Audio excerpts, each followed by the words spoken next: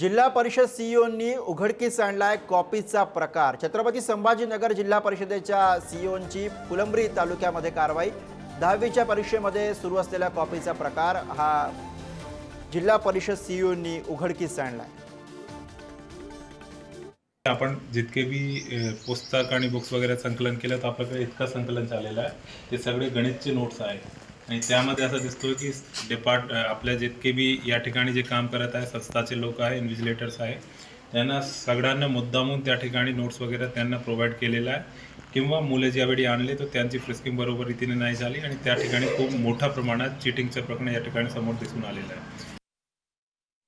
सुमित पवार सध्या आपल्या सोबत आहेत। सुमित, एकूणच परीक्षा सुरू झाल्यापासूनच कॉपीमुक्त अभियानाचा फज्जा उडालेला आहे आणि अशातच आता जिल्हा परिषदेच्या थेट सीईओंनी कॉपीचा प्रकार उघडकीस आणला।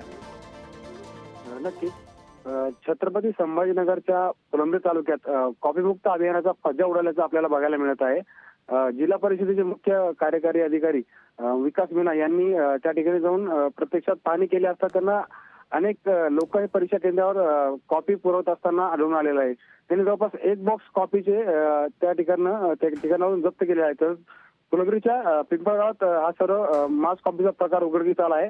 का आपण पाहिलं होतं की जालन्यामध्ये देखील पेपर प्रकरण समोर आलं होतं आणि त्यानंतर आता छत्रपती संभाजीनगरात देखील असाच प्रकार उघडकीस येत आहे। यावेळी जिल्हा परिषदेच्या मुख्य कार्यकारी अधिकारी यांनी हा प्रकार उघडकीस आल्यानंतर शिक्षण विभागाला आम्ही सूचना दिल्या आहेत अशी त्यांनी माहिती दिली आहे। तसेच संस्थेची मान्यता देखील करण्यात येईल असं त्यांनी आश्वासन आपल्याला दिलेलं आहे। बरं, धन्यवाद सुमित या सगळ्या सविस्तर माहितीसाठी।